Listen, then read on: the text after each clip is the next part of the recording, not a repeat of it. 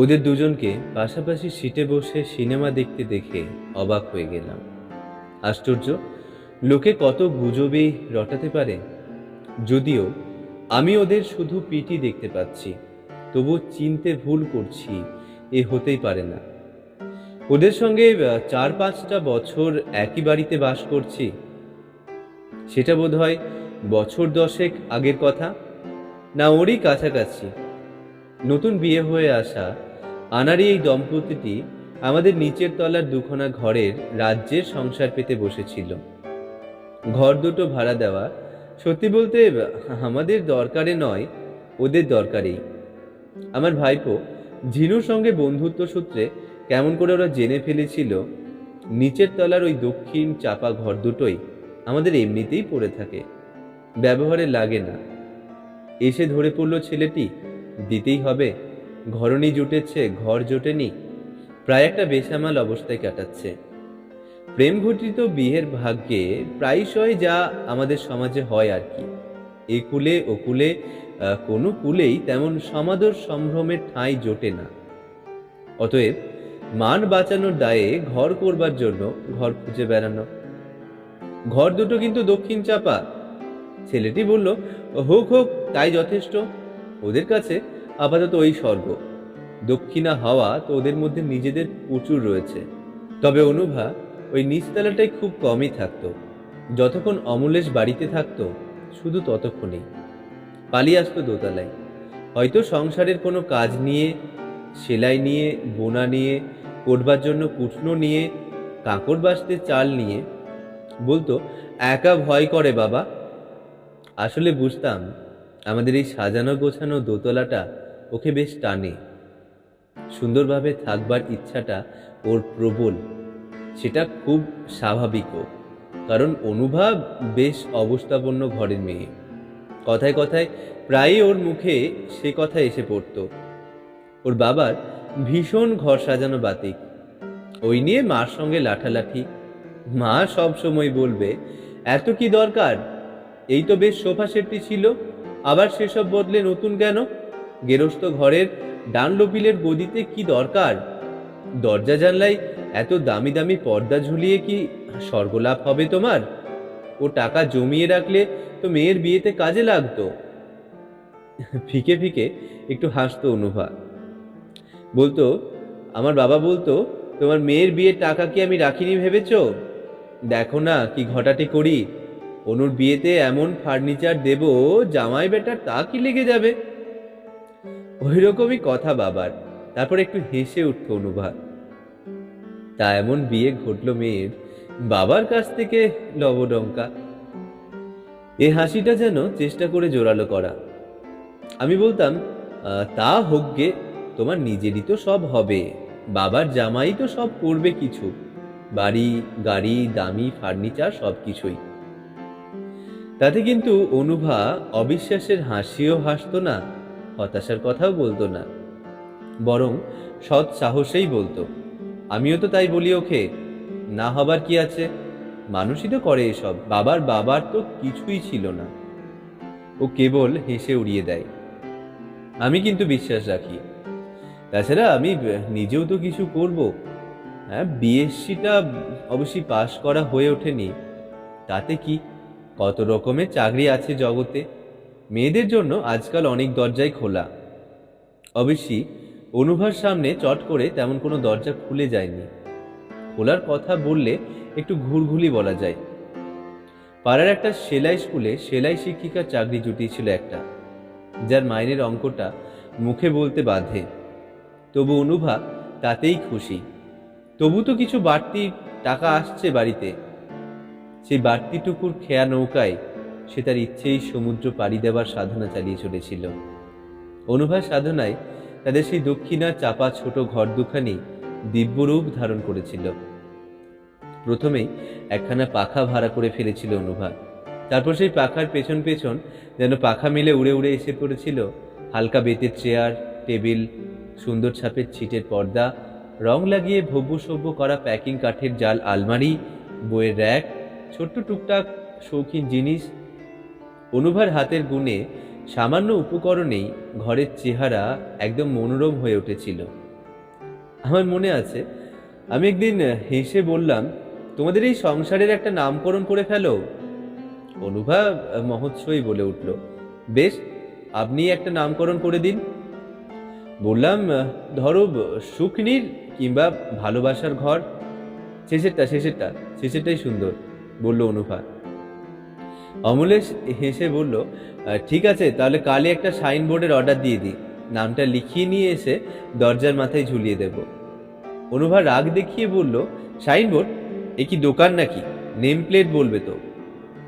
বলে হো হো করে হেসে উঠল অমলেশ। ভারী সুন্দর হাসিটা অমলেশের। কদিন পর একদিন তেমন হাসির সঙ্গে বলল, না, নেম প্লেটটা বদল করতে হবে দেখছি। অনুভা ঝলসে ওঠে, হলো কই, কি জন্য বদল করতে হবে? আহা, একেবারে সঠিক নামই তো রাখা ভালো। আমার তো মনে হয় নাম রাখা উচিত চাহিদা ঘর। তার মানে? অনুভার চোখ গোলাকার, মানে খুব সোজা। এ ঘরের চাহিদা তো ফুরোতেই দেখছি না, একটা মিললে আর একটা কিছু বায়নায় চলেই আসে। অতএব চাহিদাটা অবশ্য ঘরের জন্য, কিন্তু আসামি তো ঘরনি। কাজেই অনুভা রেগে রসাতল করে, বলে, সাজিয়ে গুছিয়ে থাকতে ইচ্ছা করে না তোমার? আশ্চর্য। অমলেশ বলে, ইচ্ছে কেন করবে না, কিন্তু কোথাও তো থামতে হবে নাকি? এই তো বেশ সাজানো গোছানো হয়েছে, আবার তোমার ঘরের টেবিল ফ্যানের বায়না। অনুভা যুক্তি, সেই তো একটা লড়বড়ে শব্দ, ঘ্যান ঘ্যানে পাখার জন্য মাস মাস এক মুঠো করে টাকা ভাড়া যাচ্ছে, অথচ গোড়ায় একটু খরচ করলেই ইনস্টলমেন্টে পাখাটা কিনে ফেলা যায়। যুক্তিটা ফেলনা নয়, কিন্তু অমলেশ বলে, অবিরত যদি চাহিদার তালিকা বাড়াতে থাকো, তাহলে তার পিছনে আর তুমি যদি সর্বশক্তি নিয়োগ করতে থাকো, তাহলে সুখ নির্টার হলো কখন? তাহলে বলো কর্মক্ষেত্র অথবা রণক্ষেত্র। আমার ওতেই সুখ, বলে শেষ রায় দেয় অনুভা। অতএব মাস পড়লেই দেখা যায় মাস কাবারি বাজারের সঙ্গে সঙ্গেই অনুভা অমলেশ ঘরের জন্য কিছু একটা নিয়ে হাজির করছে, আর দেখা যেত উৎসাহটা অমলেশেরই বেশি। তার মানে মতান্তরটা ওদের সুখের বিলাস, কথা কাটাকাটিটা আহ্লাদের বিকাশ। ওদের ঘিরে সর্বদাই যেন একটা সুখ আর আহ্লাদের পরিমণ্ডল সবসময় বিরাজ করত। নিচের তলার ওই তুচ্ছ ঘর দুটোকে স্বর্গতুল্য করেই জীবনযাপন করছিল ওরা। 4-5টা বছর কেটে গেল। তারপর অমলেশের চাকরিতে প্রমোশন হলো, আর অনুভা নিজেই একটা সেলাইয়ের শিক্ষণ কেন্দ্র খুলল। অতএব ওরা দক্ষিণের খোলা দোতলার ফ্ল্যাটে উঠে গেল। কিন্তু আমাদের সঙ্গে সম্পর্ক উঠিয়ে দেয়নি। যখন তখন বেড়াতে আসতো সময় পেলেই, হাসি গল্পে খানিকটা সময় হালকা করে দিয়ে যেত। আমিও গিয়েছি মাঝে মাঝে, দেখেছি আরো কত কিছু কি করেছে অনুভা। ওদের ফ্রিজ হয়েছে, গোদরেজের আলমারি হয়েছে, জোড়া খাট হয়েছে, গ্যাসের স্টোভ, প্রেসার কুকার। অমলেশ বলতো, অনু ওর বাবার অপরাধের জরিমানা দিচ্ছে, বুঝলেন? ওর বাবার জামাইকে যা যা দেওয়া উচিত ছিল ও তার প্রায় সবই দিয়ে চলেছে আমায়। অনুভা বলতো, আহারে, আমি যেন সব নিজের টাকা থেকে করছি, দুজনের আয় থেকেই তো গুছিয়ে সংসার চালিয়ে বাঁচিয়ে বাঁচিয়ে করছি। আমি বলতাম, সেটা তোমারই দেওয়া, গুছিয়ে সংসার করে টাকা বাঁচানোটা কি সোজা ক্রেডিট? অনুভা হাসতো, সাফল্যের হাসি হাসতো। মনে হতো এবার ওদের সংসারের নামকরণ করাই যায় সুখনীর। কিন্তু অনুভার ওই সাফল্যের আর সুখের অন্তরালে যে আর একটা পিপাসা আর একটা শূন্যতা জন্ম নিয়েছিল, সেটাও টের পাচ্ছিলাম। এতদিন বিয়ে হয়েছে অনুভার, সে মা হয়নি। হঠাৎ একদিন বলে বসলো, এত সব করে কি বা লাভ হলো, মানে হয় না কিছু। আমি বুঝতে পারলেও সেদিকে না গিয়ে হালকা গলায় বললাম, কেন, আবার কিসের চাহিদা তোমার? কিসের, ঘরের চাহিদা? অমলেশ স্ত্রীর দিকে একটু কৌতুক কটাক্ষ করে বলল, এখন চাহিদা একটা দোলনা খাটের আর একটা পেরাম্বুলেটারের। অনুভা রাগ করে ঘর থেকে বেরিয়ে গেল। তারপর আমাকে দীর্ঘদিনের জন্য চলে যেতে হলো রাজস্থানে। নানা জায়গায় ঘুরে ঘুরে বেরিয়েছি। সম্প্রতি আবার কিছুদিন আগে ফিরেছি। ফিরে এসে চেনা জানা জগতের সবারই খোঁজ নিচ্ছিলাম। বিনুর কাছে অনুভা আর অমলেশের খবর জিজ্ঞাসা করতেই পাজিটা কিনা বলে দিল, ওদের কথা জিজ্ঞাসা করো না তো, নাম করতে ইচ্ছে করে না ওদের। সে কি, কেন? আরে ওরা ওরা ডিভোর্স করেছে। আর শুনতে কিছু যেও না, কেলেঙ্কারির চরম। আমার বিশ্বাস করতে সময় লেগেছিল, কিন্তু বিনু খামোখা কেন বাজে কথা বলতে যাবে, এই ভেবেই শেষ অবধি বিশ্বাস করতে বাধ্য হলাম। ভাবলাম জগতে কি না ঘটতে পারে, কিন্তু এখন দেখছি বাজে কথাই বলেছে বিনু। হয়তো নিজেই যোগাযোগ আর রাখতে পারে না, কোথাকার কোন শোনা কথার উদর বোঝা বুদোর ঘাড়ে চাপিয়েছে। ওদের পাশাপাশি বসে সিনেমা দেখতে দেখে নিঃশ্বাস ফেলে বাঁচলাম। আমি পিছনে বসে আছি, ওরা সামনে, মনে মনে হাসলাম। এক্ষুনি সারা দিয়ে ওই রসভঙ্গ করতে চাই না বাবা। তাছাড়া ওই সারা টারা দেওয়া মনেই তো অন্তত দুটো চারটে কথা কওয়া। এখানে পার্শ্ববর্তীরা বিরক্তি প্রকাশ করবেন। সিনেমা হলটা যে কথা বলার জায়গা নয়, এইটি বোঝাতে 101টা কথা বলবেন, তীক্ষ্ণ মন্তব্য করতে পারেন। অতএব ছবি শেষ হওয়া পর্যন্ত চুপচাপ থাকাই ভালো। হল থেকে বেরিয়ে কথা হবে। যথাসময়ে ছবি শেষ হলো, জনগণমনও সমাধা হলো। হল থেকে বেরোবার সময় ঠিক নজরে রেখেছি আমি। সিঁড়িতে নেমেই ডেকে উঠলাম, অনুভা। অনুভা চমকে এদিক ওদিক তাকিয়ে দেখলো, আবার ডাকলাম আমি। হঠাৎ দেখি অনুভা আর কোনো দিকে না তাকিয়ে তাড়াতাড়ি এগোচ্ছে। ব্যাপার কি? অনুভা ঠিক বুঝতে পারেনি ডাকটা পেছন থেকে আসছে। সামনের দিক থেকে ভেবে সামনেই এগোচ্ছে কেন। অগত্যা আমাকেও দ্রুত এগোতে হলো এবং আমি ধরেও ফেললাম। হেসে বললাম, ঢাকটা কোন দিক থেকে এলো বুঝতে পারোনি বুঝি? অনুভার মুখে আমার উৎফুল্ল হাসির প্রতিবিম্ব দেখতে পেলাম না। একটু ফিকে হাসি হেসে বলল, হ্যাঁ বুঝতে পেরেছিলাম। অনুভার মুখটা শুকনো, রংটা মলিন, চোখ দুটো নিষ্প্রভ। কোনো শোকের ব্যাপার ট্যাপার নয় তো? বেচারির বাবা কি মা হয়তো। বললাম, কোথায় আছো এখন? সেই ফ্ল্যাটেতেই, না আবার বাসা বদল করলে? অনুভা একটু ইতস্তত করে বলল, না সেখানেই আছি। তবে চলো পৌঁছে দিই, উঠে এসো আমার গাড়িতে। যেতে যেতে গল্প হবে। কতদিন পরে কলকাতায় ফিরলাম। কই অমলেশ কই? কোন দিক দিয়ে বেরোলো? দেখো দেখো আবার না ট্যাক্সি ধরতে ছোটে। ভিড় ঠেলে ঠেলে বেরিয়ে আসছিলাম, তাকাচ্ছিলাম এদিক ওদিক। অমলেশ হঠাৎ চোখ ছাড়া হয়ে কোন দিকে গেল। অনুভা কিন্তু চলেছে নির্বিকার। আমার গাড়ির কাছে এসে পড়ে ব্যস্তভাবে বললাম, কোন দিকে গেল বলো তো? আমি সেই ট্যাক্সি ধরার কথা ভাবছিলাম, ভাবলাম হয়তো অমলেশ ট্যাক্সি খোঁজ করতে গেছে। অনুভা গাড়ির দরজায় হাত রেখে আমার চোখে চোখ না ফেলে অদ্ভুত একটা বর্ণহীন স্বরে বলল, ওর বাসায় চলে গেছে। আমার সারা শরীরটা হঠাৎ কাঁটা দিয়ে উঠল। আমার বিনুর কথা মনে পড়ে গেল। কিন্তু তাহলে এই একত্রে সিনেমা দেখা, অন্ধকারের সুযোগে কোলের উপর হাত রাখা, এটা কি রহস্য? রহস্য ভেদ হলো আস্তে আস্তে। অনুভাকে গাড়িতে তুলে নিয়ে ওর ফ্ল্যাটেই এলাম। সেই দক্ষিণ খোলা দোতলার ফ্ল্যাট, সেই খাট, আলমারি, ফ্রিজ, গ্যাস, প্রেসার কুকার, আলগা সেলফ সম্বলিত দুঘরের সংসার। যেখানে যেমন সাজানো ছিল ঠিক তাই রয়েছে। শুধু সব কিছুর ওপর ধুলো, শুধু পর্দা, কুশন, বেড কভার ময়লা ময়লা, চারিদিকে শুধু ময়লা। শুধু সংসারে দুজনের মধ্যে একজন মাত্র। হ্যাঁ, বিনোদির কথাই ঠিক বলল অনুভা, আমরা আর এক নেই। রুদ্ধশ্বাসে বলি, কিন্তু এটা কি করে সম্ভব হলো অনুভা? অনুভা আস্তে আস্তে বলল, আমিও এখন তাই ভাবি, কি করে সম্ভব হলো, অথচ হয়ে গেল। কিন্তু এত বড় ব্যাপারের একটা তো কিছু কারণ থাকবে না? কারণ তো ছিল না, কারণ সৃষ্টি করা হলো।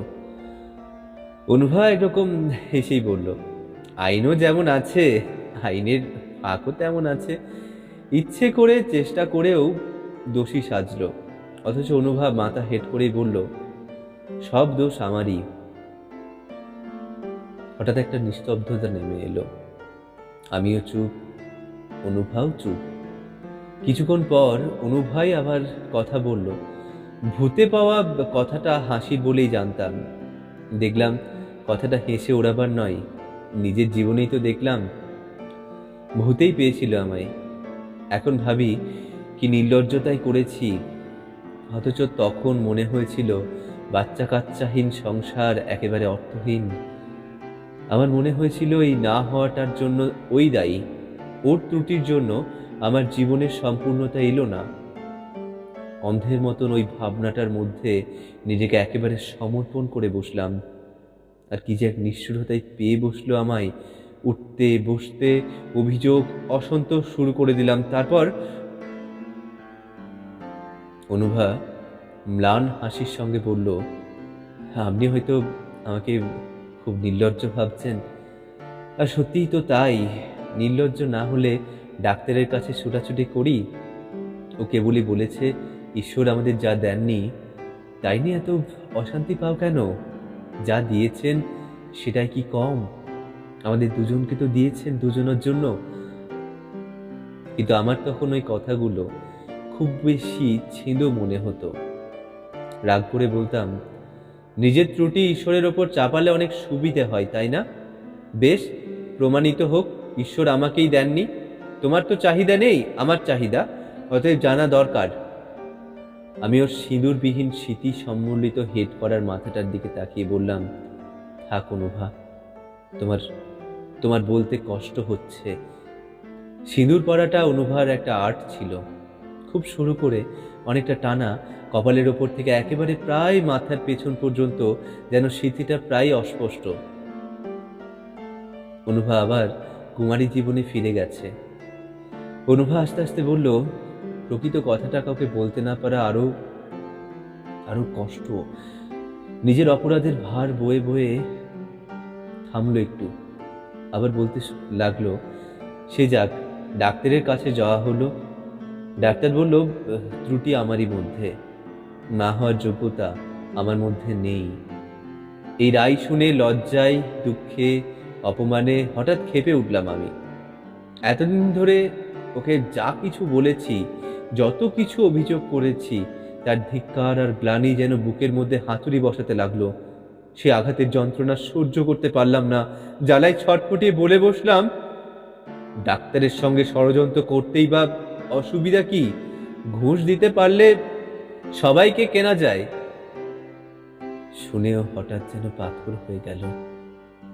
কতদিন কত নিষ্ঠুর কথাই বলেছি, কত রূঢ় ব্যবহার করেছি, এরকম মুখ কোনোদিন দেখিনি আমি ওর। অনেকক্ষণ অনেকক্ষণ বসে শুধু বলল, বিশ্বাস চলে গেলে আর কি থাকে? তারপর থেকে ও একেবারে আমার সংসর্গ ত্যাগ করলো। কোথায় থাকে, কোথায় খাই, কিছুই জানি না। মাঝে মাঝে এসে টেবিলের ওপর কিছু টাকা রেখে চলে যায়, কথা বলে না। সে অপমানের টাকা আমি বা নেব কেন? আর নিই বা কি করবো? আমি কি রাঁধছি, খাচ্ছি? দিনের পর দিন শুধু চা খেয়েই কাটিয়ে দিচ্ছি। ভয়ানক একটা অভিমানে আমিও তো পাথর। না হয় না হয় মুখ ফসকে একটা কথা বলেই ফেলেছি, তার কি ক্ষমা নেই? কিন্তু ক্ষমা তো দূরের কথা, ও অন্য পথ ধরলো, অর্থাৎ উচ্ছন্নের পথ ধরলো। আমারই সেলাই স্কুলের একটা বাচাল বিধবা মেয়ের সঙ্গে এমন বাড়াবাড়ি মেলামেশি শুরু করে দিল যে লোকের কাছে মুখ দেখানো ভার হয়ে গেল। মেয়েটাকে স্কুল থেকে তাড়িয়ে দিলাম, কিন্তু সে উল্টে চাপ দিয়ে শাসিয়ে গেল, নালিশ করবে। কারণ কারণ না, সে কথা আপনার সামনে আমি মুখে আনতে পারছি না। হ্যাঁ, এভাবেই শোধ নিল অমলেশ। নিজেকে ধ্বংস করেও প্রমাণ করলো সে খাঁটি। কিন্তু আমি তখন মরিয়া। ও যে এইভাবে শোধ নিতে পারে এ আমার ধারণার বাইরে ছিল। কিন্তু এখন ভাবি, কেনই বা তা ছিল? অমলেশও তো রক্ত মাংসের মানুষ। আমি যে ওকে অপমান করেছি তার তো পরিমাপ হয় না, কিংবা ওরও তো আর ফেরার পথ ছিল না। তারপর তারপর সে অনেক নির্লজ্জ কাহিনী, নিজের চরিত্রহীনতা প্রমাণ করেই নিজেই ও আমাকে দিয়ে ডিভোর্সের মামলা আনাতে বাধ্য করলো। কারণ সেই মেয়েটা তখন ওকে বিয়ে করতে বাধ্য করেছে। তারপর আর কি, এই তো দেখছেন সেলাই স্কুলটা ভালোই চলছে, কাজও আমার আমার ঠিকঠাক চলে যাচ্ছে, তাই সেরকম খুব একটা অসুবিধা হয় না। আর অমলেশ, আমি বলে ফেললাম। অনুভা আস্তে আস্তে বলল, সে তার সঙ্গে আছে, বড়লোকের একমাত্র মেয়ে, অল্প বয়সে বিধবা হয়েছিল, তাই শূন্যতা কমাতে সেলাই শিখতে এসেছিল। এখন তো আবার সধবা হয়েছে, স্বামী পুত্তুর নিয়ে সুখে আছে। অনুভার কথার ভঙ্গিটা যেন অঙ্ক মিলিয়ে ফেলার নিশ্চিন্ততা। কিন্তু অঙ্কটা মিলল কই? এই যে একটা ধাঁধার অঙ্ক খোঁচা হয়ে দাঁড়িয়ে রইল। এতক্ষণে যা শুনলাম তার মধ্যে এই দুজনের সিনেমা দেখতে আসাটা আসে কোথা থেকে? সেটা সেটা নাকি দৈবের ঘটনা মাত্র। মানে শুরুটা থেমে থেমে আস্তে আস্তে অনুভা যা বলল তার সারমর্ম, একা বাড়িতে সন্ধেবেলাটা অসহ্য লাগে বলেই মাঝে মাঝে সিনেমায় চলে আসতো অনুভা। হঠাৎ একদিন দেখতে পেল পাশের সিটের লোকটা অমলেশ। বুঝতে পেরে ছুটে পালিয়ে যেতে চেয়েছিল অনুভা। তারপরে ভাবলো, কেন যাব, ওকে তো তাহলে অনেকটাই মূল্য দেওয়া হয়ে যাবে, চেপে বসে থাকবো শেষ পর্যন্ত, দেখি ও কি করে। কিছুই করেনি অমলেশ। বুঝতে পেরেছে, এমনও বোঝা যায়নি, শুধু উঠে দাঁড়িয়ে পড়ার আগে একটু আস্তে আস্তে করে বলেছিল, কত আজে বাজে লোকই তো আশেপাশে বসে। অনুভা কিছু বলতে পারেনি। ঠিক সেই সময়ে অনুভার গলাটা কেমন বুঝে গিয়েছিল। বাড়ি ফিরে অনুভা ঠিক করলো আর কোনোদিনও সিনেমায় যাবে না। কিন্তু কদিন পরেই ডাকের খামে এক লাইন চিঠির সঙ্গে মেট্রোর একটা টিকিট, বেশ দামি সিটের। চিঠিটায় লেখা, খুব কি অসম্ভব, ক্ষতি কি? অনুভার সর্বশরীর প্রথমটা হিম হয়ে গেল, তারপর আগুনের মতন জ্বলে উঠল। ভাবলো টিকিটটা টুকরো টুকরো করে ফেলে দেয়। তারপর চিন্তা করে দেখলো ওতে কোনো ফল হবে না। অমলেশ হয়তো ভাববে ডাকের গোলযোগ, ভাবে অনুভার শরীর খারাপ, ওর সামনে গিয়েই ছিটতে হবে। সেটার জন্য অতএব যেতেই হলো। কিন্তু হলের দরজার কাছেই অমলেশ অনুভাকে দেখে তার মুখটা এত বেশি উজ্জ্বল হয়ে উঠল, ঠিক সেই মুহূর্তে চিঠিটা ছেঁড়া যেন বোকার মতন দেখতে লাগবে, এটাই মনে হচ্ছিল অনুভার। তারপর আবার ঠিক সেই একই পদ্ধতিতে চিঠির ভাষাটার অদল বদল। হয়তো কোনোদিন ছবিটার শুনেছি অপূর্ব, না দেখাটা লোকসান। হয়তো ছবিটার দুটো কাগজে দুরকম সমালোচনা বেরিয়েছে, আসলে কি দেখা দরকার? হয়তোবা তোমার ফেভারিট নায়কের ছবি ফার্স্ট শোতেই ব্যবস্থা। ক্রমশ ব্যাপারটা নেশার মতন দাঁড়িয়ে যাচ্ছে। ক্রমশ কলকাতায় সব হলই চেনা হয়ে যাচ্ছে।